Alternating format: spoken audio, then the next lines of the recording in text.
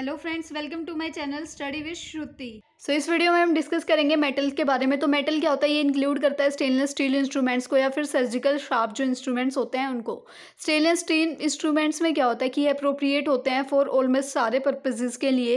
ये easy to clean होते हैं, रेजिस्टेंट होते हैं हीट के लिए और हार्ड होते हैं ब्रेक करने के लिए। जैसे कि फोर्सेप्स होगी, आर्टरी फोर्सेप, थंब फोर्सेप्स, ऐसी बहुत सारी फोर्सेप्स होती हैं।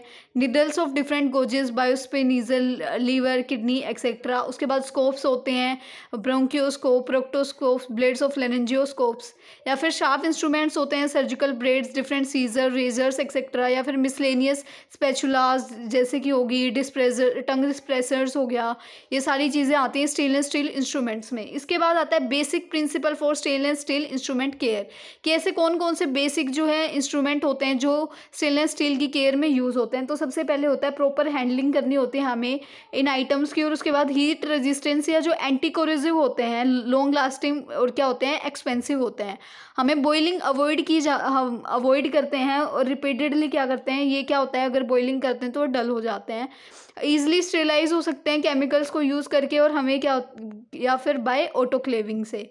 उसके बाद जो ग्लव्स हैं वो हमें हमेशा डाल के रखने चाहिए जब भी हम क्लीनिंग या करते हैं या वॉशिंग करते हैं सॉइल्ड, जो कंटामिनेटेड सॉइल्ड या फिर कंटामिनेटेड आइटम्स होते हैं उनकी। उसके बाद आता है क्लीनिंग स्टेनलेस स्टील इंस्ट्रूमेंट्स। तो क्लीनिंग कैसे करते हैं, सबसे पहले हमें ग्लव्स पहन के रखना होता है इन इंस्ट्रूमेंट्स को हैंडल करने से पहले। उसके बाद इनको हमें डिप करना होता है एक सॉल्यूशन में जिसमें क्या होता है 5% क्लोरीन होता है, और इसको हमें 5 to 6 मिनट रखना होता है। उसके बाद वॉश कर देना होता है अंडर रनिंग वाटर। उसके बाद हमें हमेशा हम श्योर होने चाहिए कि जो भी टिप्स हैं या टुट एंड्स हैं या ग्रूव्स हैं फोर्सेप्स की, वो अच्छे से प्रॉपरली क्लीन हो चुकी हो इस प्रोसीजर से, और जो इंस्ट्रूमेंट हैं उनके टिप्स बिल्कुल फाइन हो और कवर्ड हो हार्ड रबर कैप से। और ड्राइंग करने के बाद हमें क्या होता है, इनको स्टेरिलाइजेशन के लिए भेज देना होता है। उसके बाद आता है सर्जिकल शार्प इंस्ट्रूमेंट। तो इसमें क्या होता है, जैसे सीजर, नाइफ्स हो गए, ये ज़्यादातर यूज़ होते हैं और इनको हम ज़्यादातर कहते हैं शार्प इंस्ट्रूमेंट टाइप। इनमें क्या होता है कि ये जो इंस्ट्रूमेंट होते हैं इनके एजेस क्या हो जाते हैं, रफ हो जाते हैं ज़्यादा ओवर यूज़ होने से या एक्सपोजर टू मॉइस्चर या हाई टेम्परेचर की वजह से। तो इनका स्टेरिलाइजेशन कैसे होता है, इनका स्टेरिलाइजेशन हमें करना होता है हॉट एयर स्टेरिलाइजेशन से या फिर exposure to high temperature at least 160 degree Celsius for an hour, तब जाके इनका अच्छे से स्टेरिलाइजेशन होता है।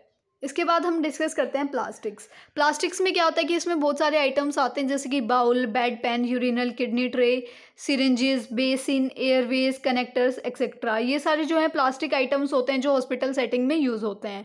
तो नर्सिंग केयर क्या होती है इन प्लास्टिक आइटम्स के लिए, तो इनको अप्रोप्रिएटली डिस्कार्ड करना चाहिए कंटेंट्स को, किडनी ट्रे, बेड पैन या यूरिनल्स एम्प्टी करना चाहिए इन आर्टिकल्स को इमिडिएटली। उसके बाद जो wash the plastic items under running water, मतलब रनिंग वाटर के अंदर इनको वॉश करना होता है, और उसके बाद क्लीनिंग करनी होती है सोप से और वार्म वाटर से। हम ब्रश को यूज़ करके इनको डिसइंफेक्ट कर सकते हैं, और डिसइंफेक्शन करने के लिए जब इनको हम अच्छे से वॉश कर लेते हैं उसके बाद इनको सोक करना होता है लाइजोल में 1:40 के उसमें फॉर 1 आवर। उसके बाद इन आइटम्स को प्लेस किया जाता है डायरेक्ट सनलाइट में ताकि ये अच्छे से ड्राई हो जाएं।